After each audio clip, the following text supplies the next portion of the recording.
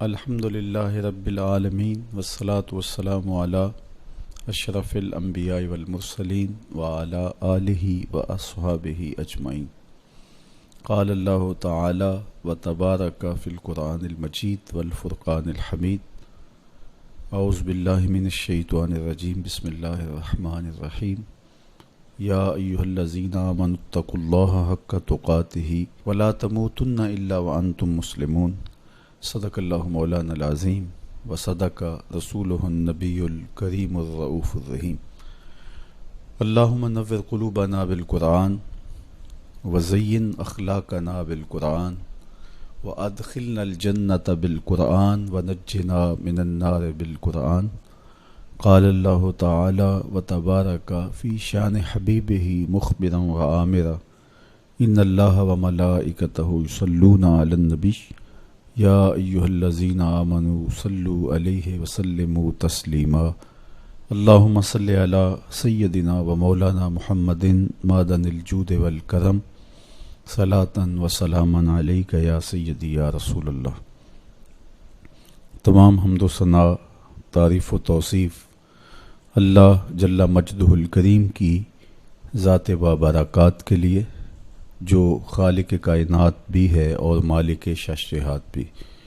اللہ جل وعلا کی حمد و ثناء کے بعد رسول رحمت، شفیع معظم، نبی محتشم، حضور ختم المرتبت صلی اللہ علیہ وآلہ وسلم کے حضور ناز میں اپنی عقیدتوں، ارادتوں اور محبتوں کا خراج پیش کرنے کے بعد واجب الاحترام ذوی الاحتشام معزز محتشم ناظرین و ناظرات، السلام علیکم ورحمۃ اللہ وبرکاتہ۔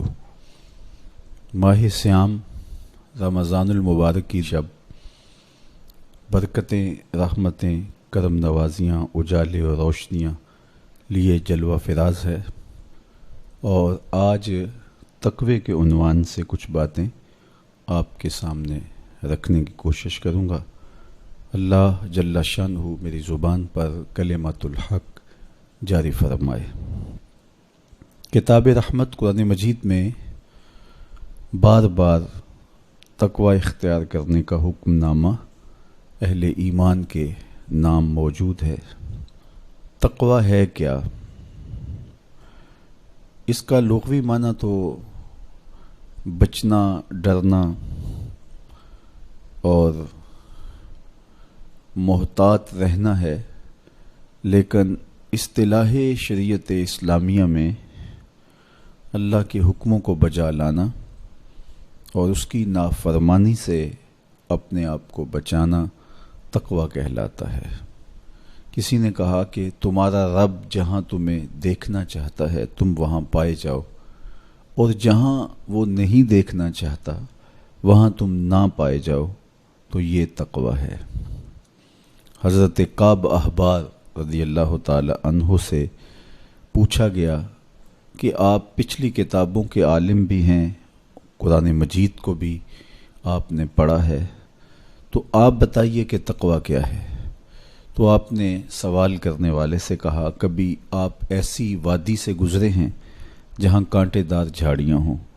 تو کہا کئی بار گزرا ہوں۔ تو کہا پھر کیسے گزرے؟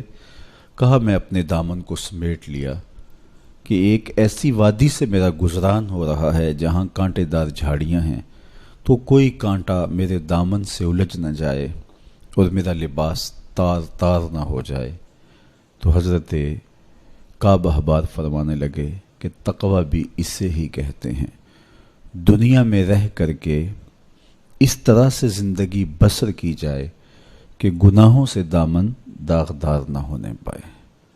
اس دنیا میں رہنا بھی ہے، لیکن اس دنیا کی شرور سے اپنے آپ کو بچانا بھی ہے، دنیا کے اندر موجود فتنوں سے اپنے آپ کو محفوظ رکھنا ہے، نفس اور شیطان کے مکر و فریب سے اپنی حفاظت کرنی ہے، اپنے دامن کو داغدار نہیں ہونے دینا، اپنے دامن کو پھٹنے نہیں دینا، اپنے ضمیر کی چادر پہ داغ نہیں لگنے دینا، اپنے باطن کی صفائی اور ستھرائی اور پاکیزگی اور عفت کا خیال رکھنا ہے، دنیا میں رہ کر کے بھی دنیا کی غلاظتوں سے اپنے آپ کو محفوظ رکھنا تقویٰ کہلاتا ہے۔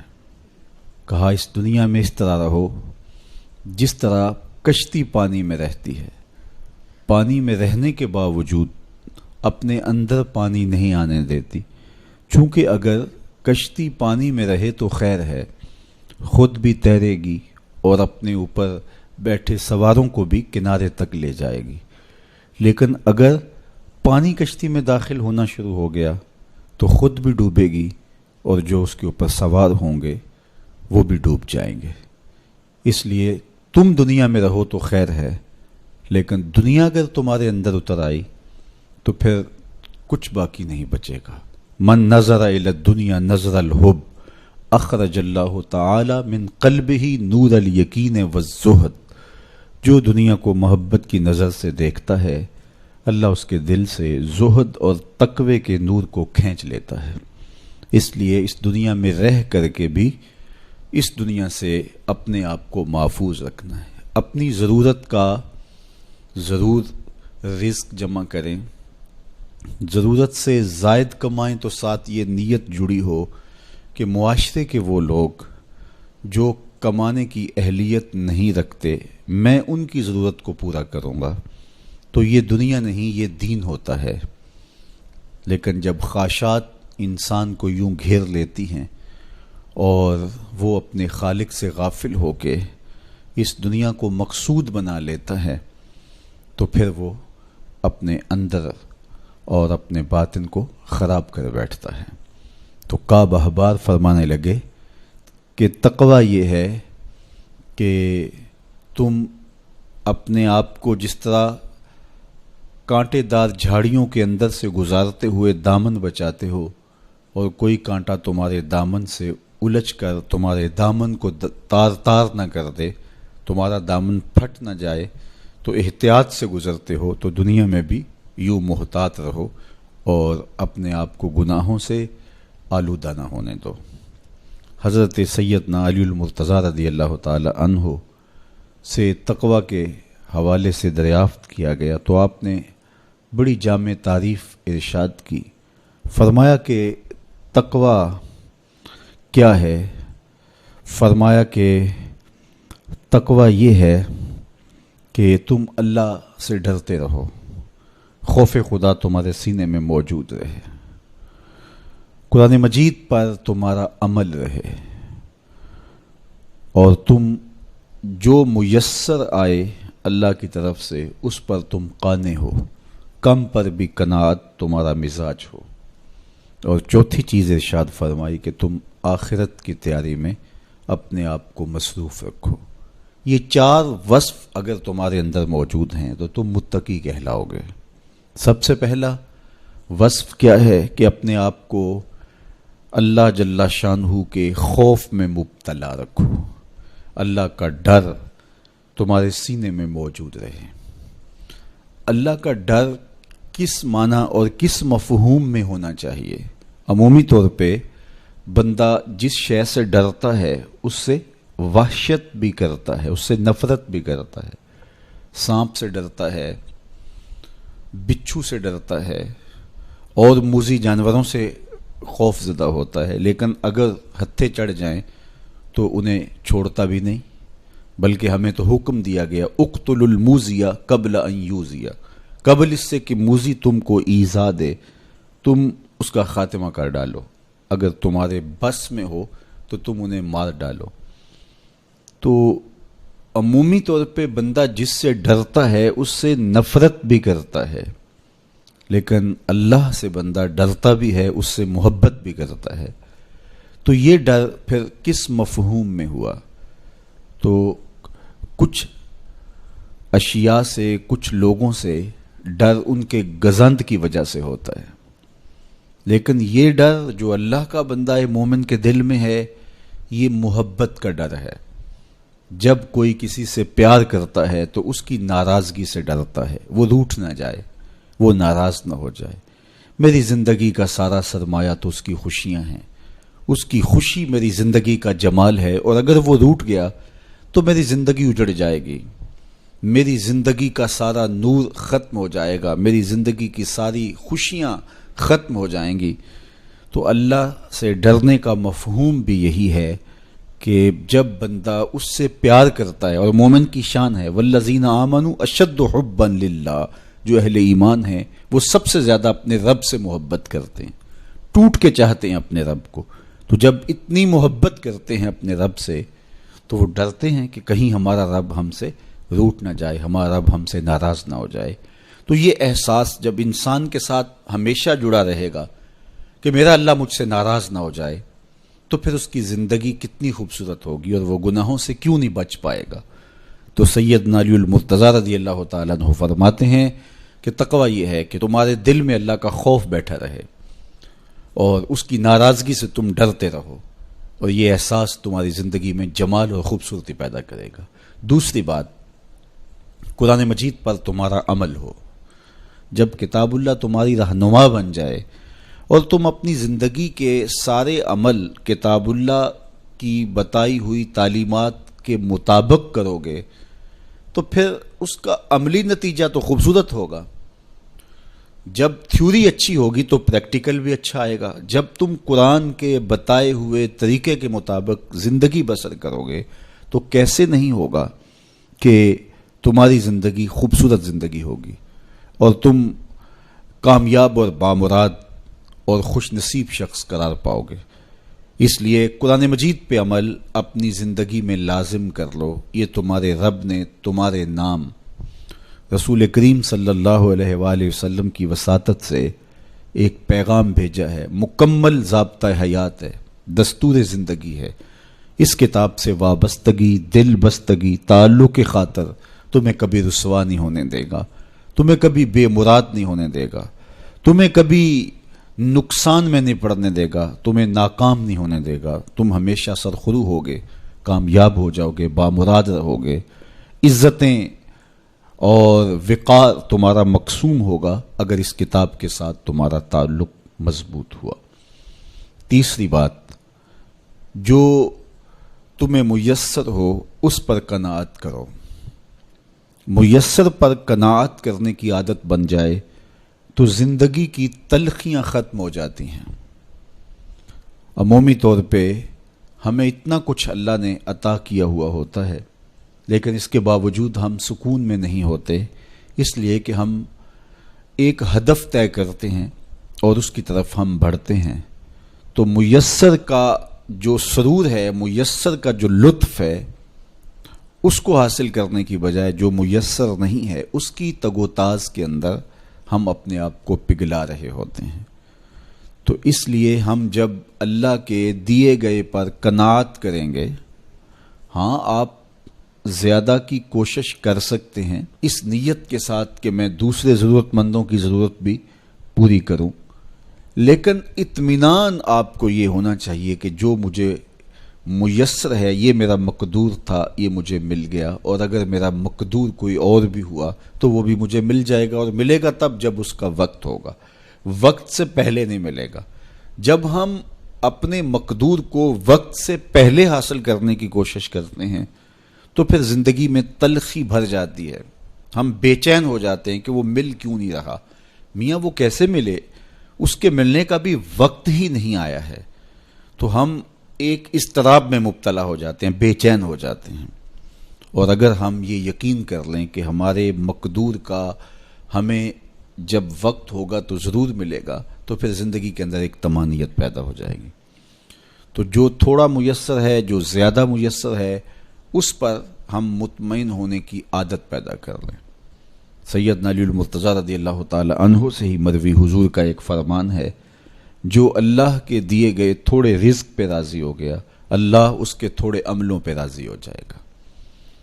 تو قناعت کا جوہر نصیب ہو جائے تو پھر زندگی سوکھی بھی ہو جاتی ہے اور تقوی کی دولت بھی نصیب ہو جاتی ہے۔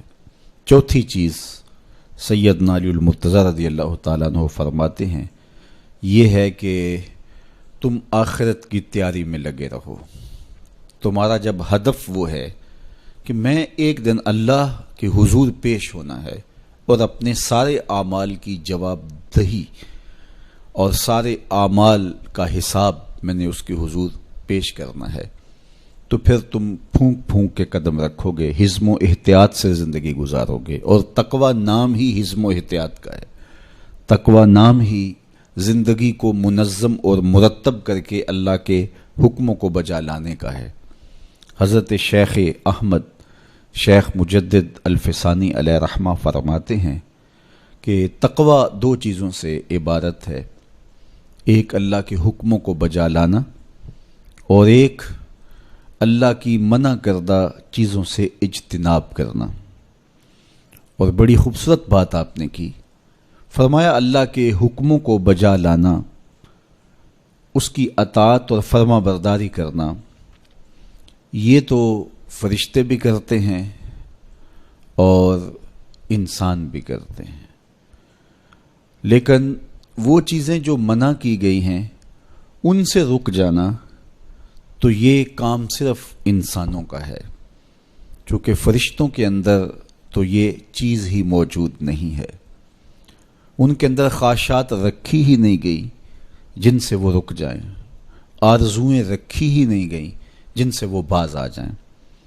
تو وہ تو اللہ کی عبادت کرتے ہیں، ذکر و فکر میں لگے ہیں، طاعت اور فرما برداری میں لگے ہیں، اور ان امور سے رکنے کا ان کا باب ہی نہیں ہے، تو یہ حضرت انسان کا کام ہے کہ وہ ان امور سے منع ہو جائے جن امور سے ان کے رب نے انہیں منع کیا ہے۔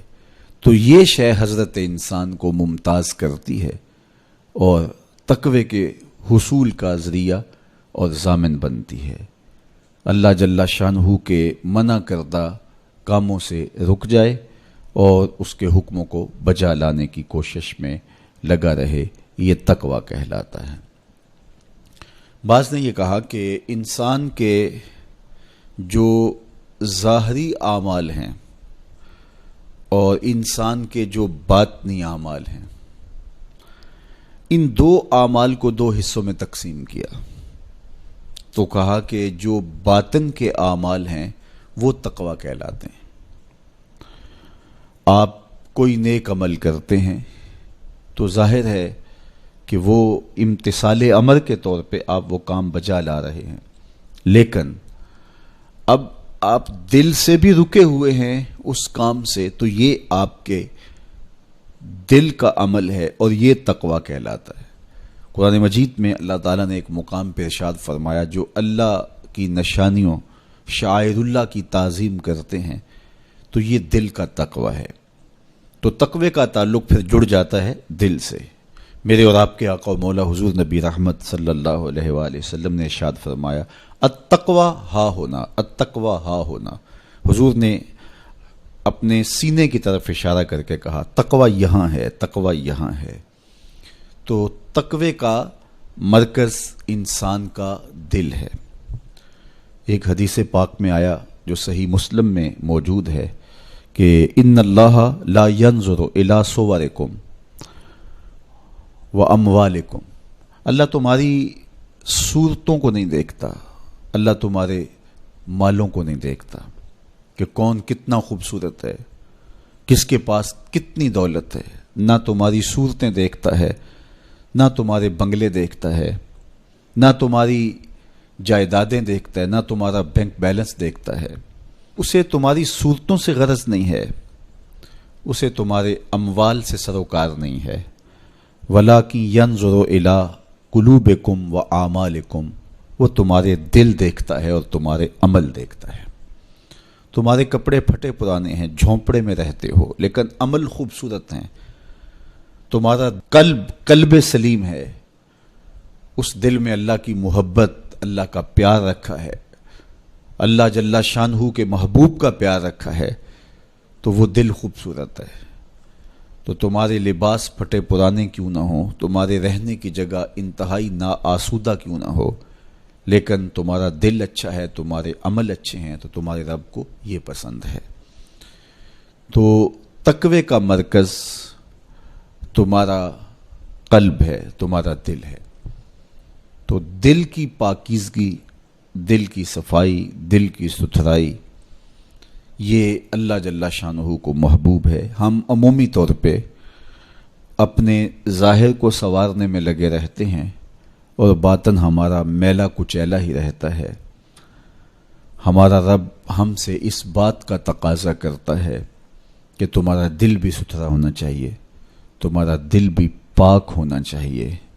باہو علیہ رحمہ فرماتے ہیں کہ دل کالے نالوں منہ کالا چنگا، جے کوئی یہ رمز پچھانے ہو۔ تو اصل تو پاکیزگی، طہارت، صفائی، عفت قلب کی ہے۔ تو اس لیے اللہ تعالیٰ جل شانہ نے مومنین کے قلوب کی پاکیزگی، طہارت اور صفائی اور عفت کا تقاضا اہل ایمان سے کیا ہے۔ اللہ جل شانہ نے بندوں کو جو عزت عطا کی ہے تو اس کا معیار تقویٰ کو قرار دیا۔ کون کتنا معزز ہے یہ اس کی دولت سے نہیں ناپا جا سکتا، اس کے قبیلے اور اس کے خاندان سے نہیں جانچا جا سکتا، اس کے لباس سے آپ یہ اندازہ نہیں کر سکتے کہ یہ معزز شخص ہے۔ کسی شخص کا کسی قوم سے تعلق ہے اور وہ گوری رنگت والی قوم ہے، یا وہ کسی اور رنگت سے متعلق ہے، تو وہ اس کی عزت کا ظرف نہیں ہے۔ ان اکرمکم عند اللہ اتقاکم، تم میں سے معزز وہ ہے جو متقی ہے، جو پرہیزگار ہے۔ دیکھیے ابو لہب قریشی النسب تھا، لیکن خوبصورت ہونے کے باوجود، عالی مرتبت نسب رکھنے کے باوجود آج بھی اس پر لعنتیں برس رہی ہیں۔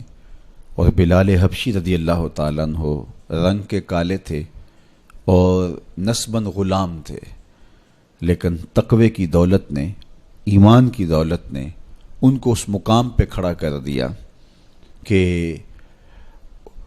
وہ ہاشمی النسب شخص تقوی اور ایمان کی عدمیت کی وجہ سے ان کے قدموں سے لگی ہوئی دھول تک بھی نہ پہنچ سکا، اور وہ عزتوں کے اس شرف کو حاصل کرتے ہیں جو انہی کا مقسوم ہے۔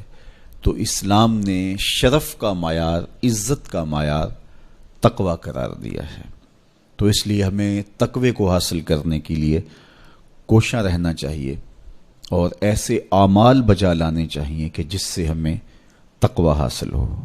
حضرت شیخ احمد مجدد الفسانی علیہ رحمہ فرماتے ہیں، جو شخص اپنے اوپر 10 چیزوں کو لازم کر لیتا ہے تو لازمی نتیجہ یہ ہوتا ہے کہ وہ متقی بن جاتا ہے۔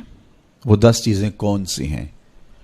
ماہ صیام کے ان حسین لمحوں میں ہمیں وہ 10 اوصاف اپنے اندر پیدا کرنے چاہیے تاکہ ہم متقی بن جائیں، اور متقی اللہ کے محبوب بندے ہیں۔ تقوی اختیار کرنے والے اللہ جل شانہ کی رحمتوں کے خاص مستحق ہیں۔ جنہیں تقوی کا نور نصیب ہوتا ہے وہ اللہ کی رحمتوں کے سائے میں آ جاتے ہیں۔ اگر ان پر مصائب، آلام، مشکلیں آتی ہیں تو ان کے تقوی کی وجہ سے اللہ انہیں راستے عطا کر دیتا ہے۔ وَمَن يَتَّقِ اللَّهَ يَجْعَل لَّهُ مَخْرَجًا وَيَرْزُقْهُ مِنْ حَيْثُ لَا يَحْتَسِبُ۔ اللہ اکبر۔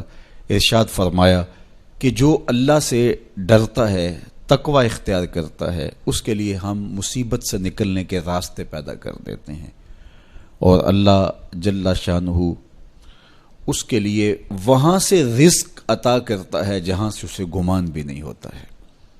تو یہ تقوی کا نتیجہ ہے جو اہل تقوی کو نصیب ہوتا ہے۔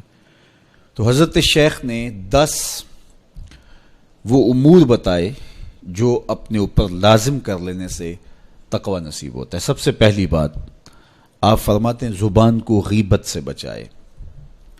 اتقاء کے حصول کے لیے زبان کو پاک کرنا ضروری ہے۔ انسان کے زیادہ تر گناہ اس کی زبان کی وجہ سے ہیں، اور غیبت یہ بدترین عمل ہے، اور اس کو بدکاری سے بھی برا قرار دیا گیا ہے۔ الغیبت اشد من الزنا، تو اپنی زبان کو غیبت سے بچائے۔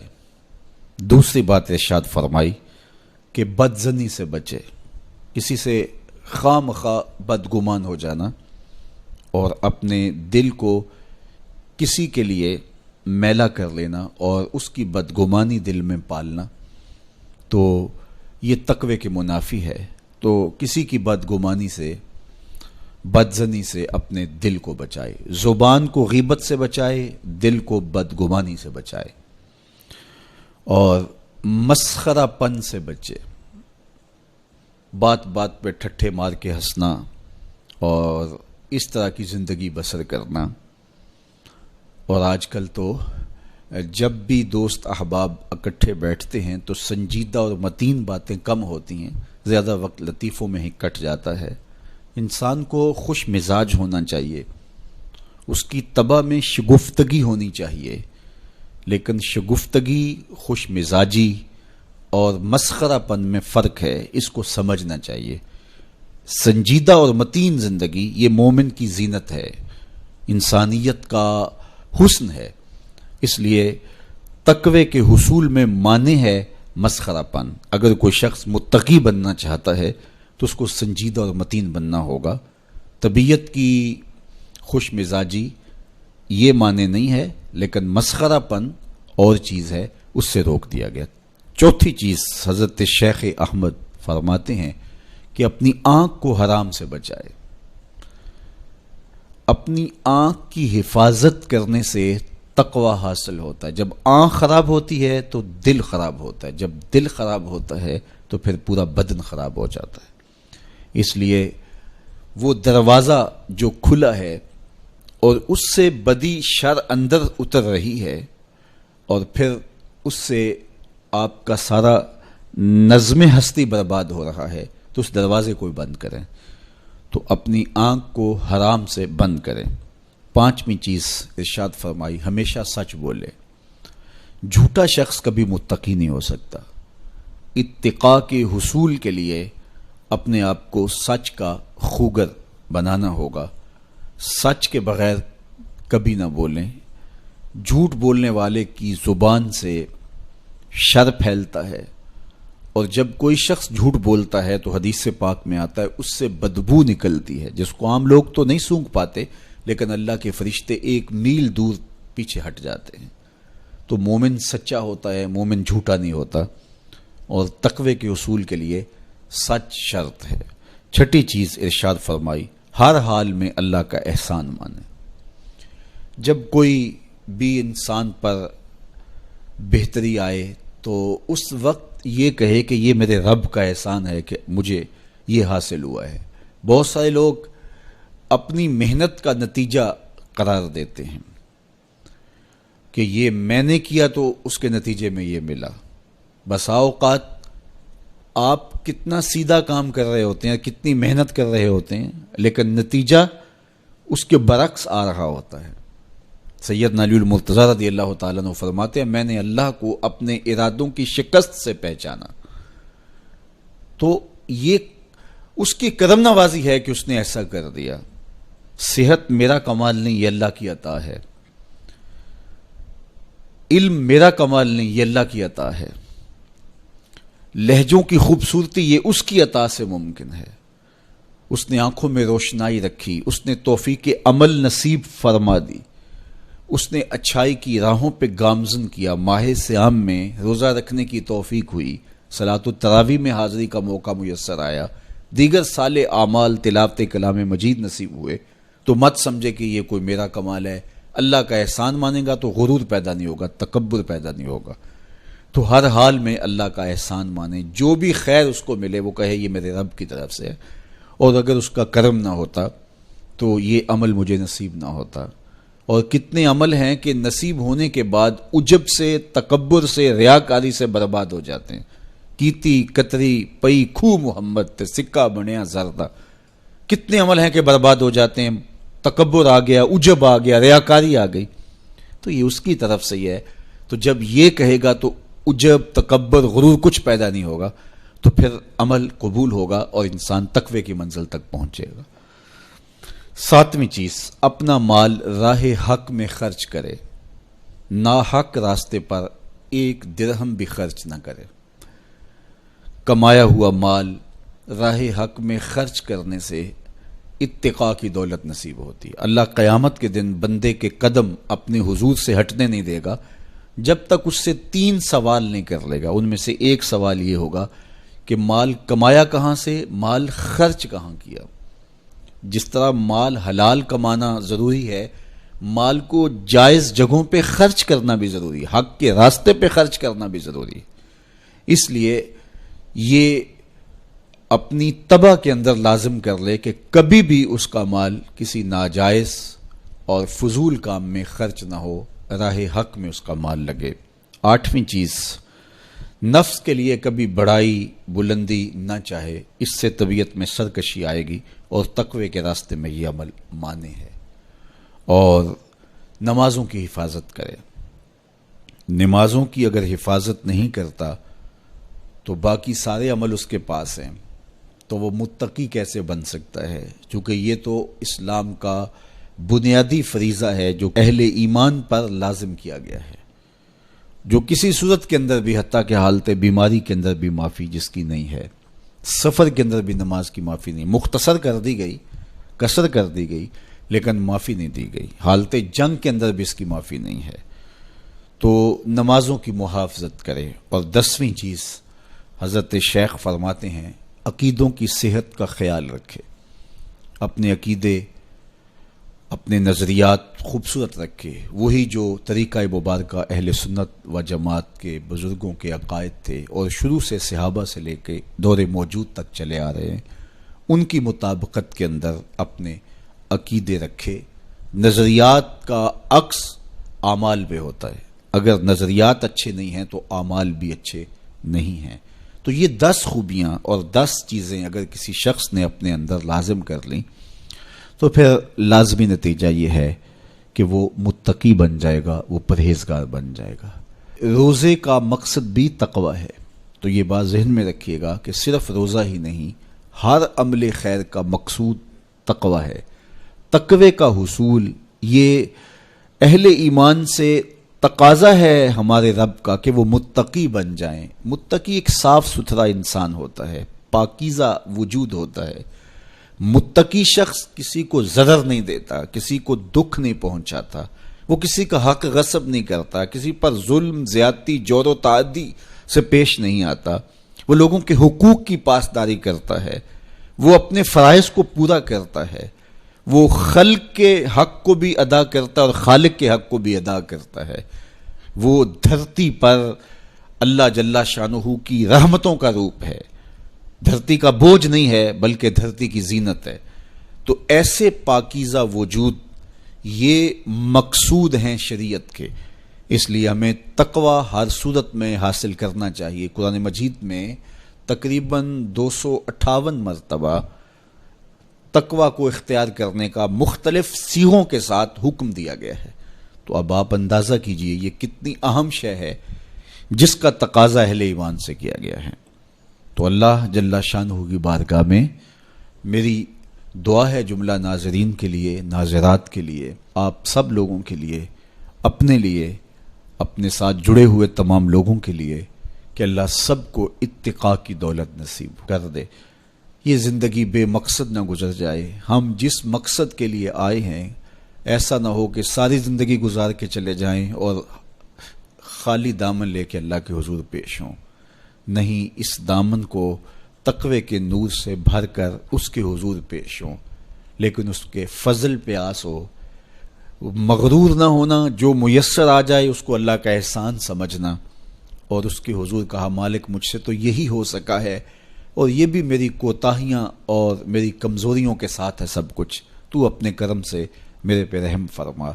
تو اللہ تعالیٰ کو ایسا بندہ بڑا پسند ہے جو اس کو راضی کرنے کی کوشش میں لگا رہتا ہے ساری زندگی۔ آپ کے پاس ایک ملازم ہے اور وہ کمزور ہے، لیکن سارا دن کوشش میں لگا رہتا ہے، کبھی وہ دیواریں صاف کر رہا ہے، کبھی وہ آپ کے دروازے پر کپڑا لگا کے اس کو صاف ستھرا کر رہا ہے، کبھی پانی آپ کو پیش کر رہا ہے، کبھی آپ کی گاڑی کو کپڑا لگا کے صاف کر رہا ہے، کبھی اور آپ کے کام میں لگا ہے، اور وہ کمزور ہے، کبھی بیچارہ تھک کے دھوپ میں بیٹھ بھی جاتا ہے، کبھی اس سے ہوتا ہے کبھی اس سے نہیں ہوتا، لیکن وہ نیت سے برا نہیں ہے، ہر وقت اس کی کوشش ہے کہ صاحب مجھ سے راضی ہو جائیں، تو آپ اس کی بہت ساری کوتاہیاں معاف کر دیتے ہیں۔ وہ کہتے ہیں یار کمزور ضرور ہے لیکن نیت کا ماڑا نہیں ہے۔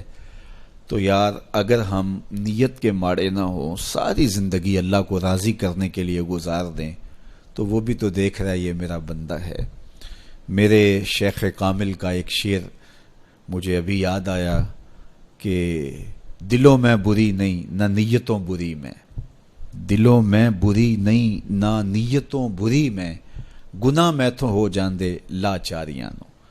اگر پھر بھی کوئی گناہ ہو جائے تو اللہ کریم ہے، رؤوف ہے، معاف کرنے والا ہے۔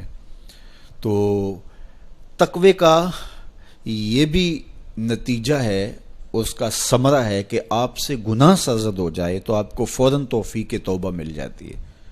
اگر یہ صالح اعمال آپ بجا لاتے ہوں تو زندگی کے اندر گناہوں کا سرزد ہونا ممکن ہے، لیکن متقی شخص سے گناہ سرزد ہو جائے تو وہ فوراً رجوع اللہ کرتا ہے، فوراً اس کو توفیق توبہ نصیب ہو جاتی ہے، اس کو کھٹکنے لگتا ہے کہ مجھ سے کچھ ہو گیا ہے، تو وہ بے چین ہو جاتا ہے۔ تو آئیے میں اور آپ اپنی زندگیوں میں تقوی کے نور کو بھر لیں۔ جہاں نور ہوگا وہاں اندھیرا نہیں ہوگا، اور اگر یہ نور باطن میں نہیں اترے گا تو وہاں اندھیرے ہوں گے، ظلمتیں ہوں گی۔ تو اندھیروں سے اور ظلمتوں سے اٹا ہوا دل لے کے ہم اللہ کے حضور پیش نہ ہوں، بلکہ نور سے بھرا ہوا دل اس کی دہلیز پہ رکھیں اور اس کی رحمتوں کی خیرات مانگیں۔ ماہ سیام کی مبارک گھڑیوں کی برکت سے اللہ مجھے آپ کو تقوی کی دولت نصیب فرمائے۔ جو کہا گیا اس کو روحوں میں اتار دے، باطن کی پاکیزگی ستھرائی نصیب کرے۔ وآخر دعوانا ان الحمدللہ رب العالمین۔